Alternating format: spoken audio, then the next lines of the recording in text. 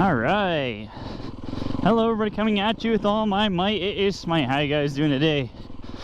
Today, going for a wee little ride on my YZ450FX. I'll tell you what, I just rode, was it yesterday? No, it wasn't yesterday, it was Saturday, I think. It must have been Friday, I bet. I just rode my KTM, and the difference between these two bikes is phenomenal. I mean, they're over 10 years apart, so you can claim that, as well as the fact that this is a 4-stroke and EFI. But phenomenal, totally different bikes, but they're both set up to ride woods. So that's what we're gonna do. We're gonna ride the woods.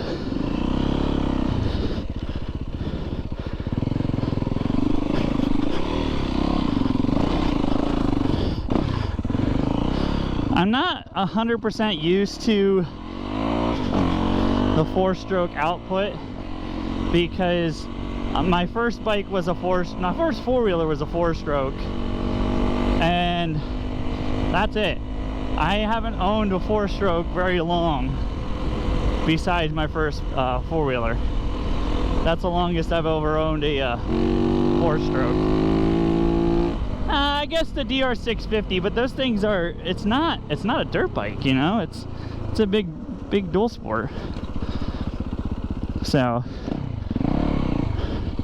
this thing is way more nimbler than the DRZ450 ever was. Clearly. It's a 450. There's a lot of bike here, but it's a fun trail bike. I can't wait to get it fully dual sported. I have all my kit on, as you probably have seen, all the lights, and the only thing I'm really waiting on is my title. I'm waiting on my title to get back. Oh, that's a snake. There's a snake in the water. Not sure if you can see that. Crazy sauce. But I'm waiting on my title to get back. Ooh. Ooh. Am I plastering my camera? Oh no, my camera's way up there. From Pennsylvania. Once I get my title back, I'll be set. And then it's either A, it already has a motorcycle title, or B, I have to send it off to Vermont and get a Vermont title. Or even there's another state, I can't remember what the heck the state's called, but they also do the title work to get these things on the road.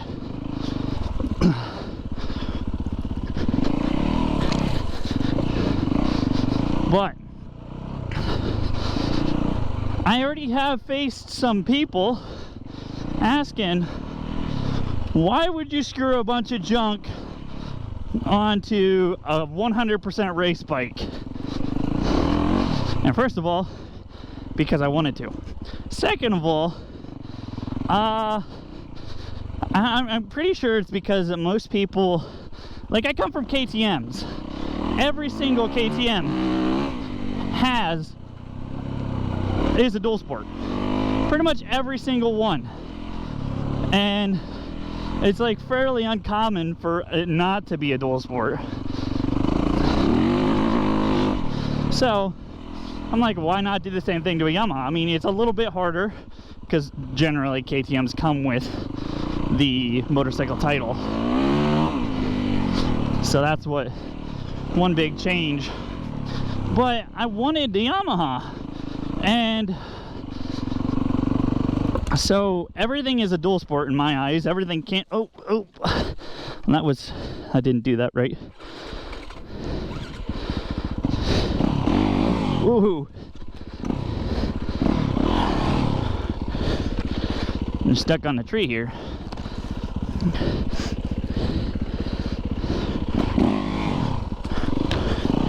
There we go.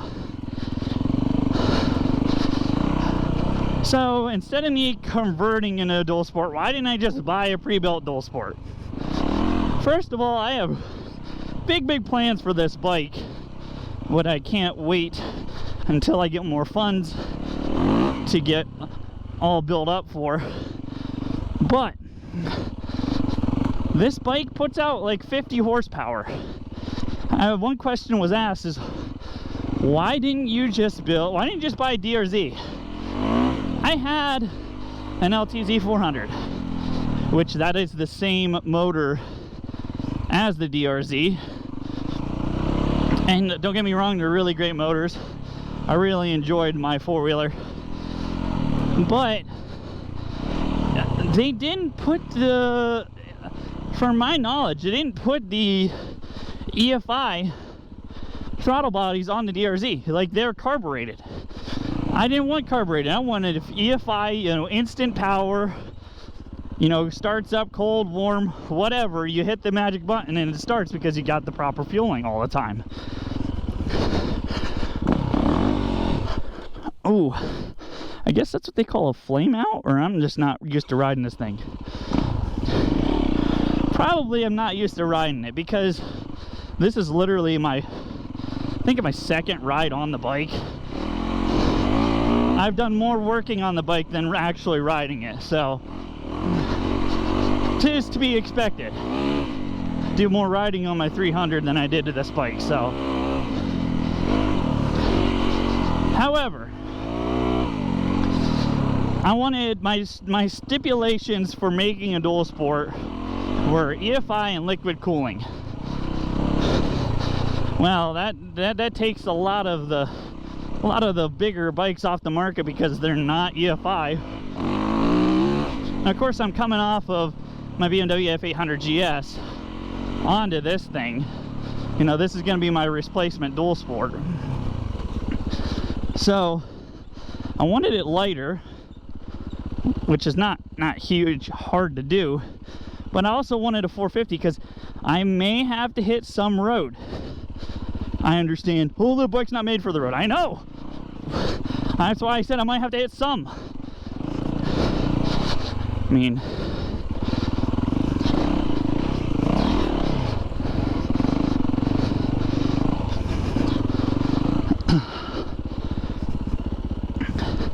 why I went for this bike over any other is because the transmission in this bike is totally different than the YZ. Just a straight up YZ. This is the FX.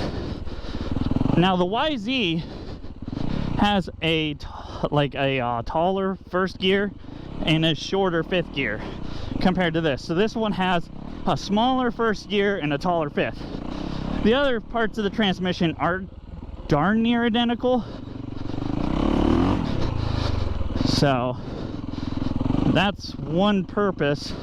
I wanted that taller fifth gear, smaller, because then you can gear it down. Sorry, gear it up with your primary drive. Say if you wanted to get up on the road. I just locked up the rear brake and I forgot. I don't have the recluse.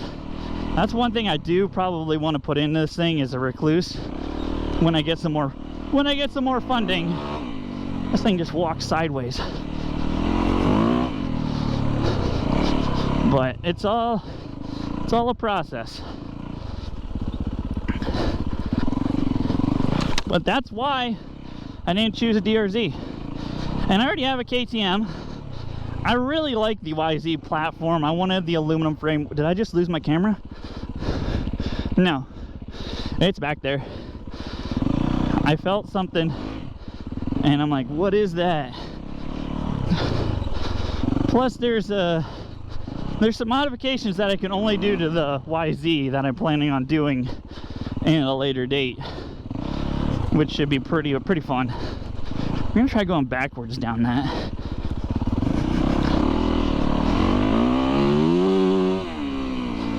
This thing is just a beast. I got so much arm punt. The steering angle, I wanted to not do that. The steering angle is a little bit, I think it has a tighter, we're gonna My brakes are squeaking a bit there.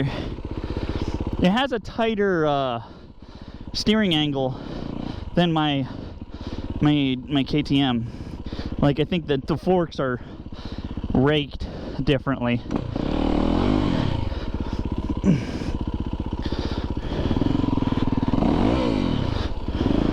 Just ever so slightly.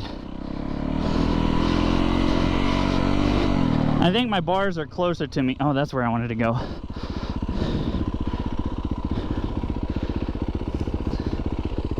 Oh, shoot. I just popped my tire. Oh, no, Country Bear Hall. So, I thought I had a good tube in there, but apparently I just destroyed it with how I ride. Well, there's a good reason. Good thing I bought a tube up. I brought a tube up, and that's the reason why I didn't get to riding. I didn't get to riding yesterday, the last time I was up here, because my brakes are squeaking or something. I didn't get to ride it because the tube was flat. So what I ended up doing is taking and buying a new tube. And then I pulled the tube out today and I filled it up with air and it held air. I'm like, what the heck? So I ended up putting that tube back in it and it just went flat. So that proves that the tube, it was something was wrong with it, in fact. So I'm gonna have to go back and put my heavy duty tube in it, because I just bought one. It was like 20 bucks at the local dealership because I wanted one right away. I did order some online afterwards for much cheaper, but hopefully I don't booger up my rim too bad. Try to take it easy, but I'm not pushing this back. Just try not to hit any logs. I wonder why it was a little bit squirrely. That's probably why, because the front tire's flat. I have a rim lock on there. Hopefully that holds it. Oh, crap. Back to the drawing board. At least I got some riding in.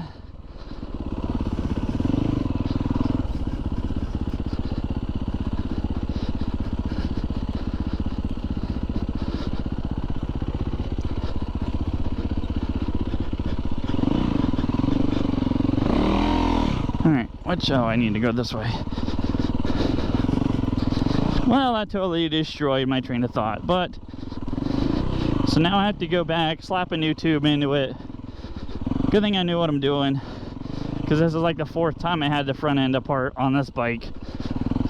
So you live and you learn, and you pop tubes. I was all happy that I had a different tube for this. Well, now I have a spare on the way. Replace this one with heavy duty, and hopefully not pop any more tubes.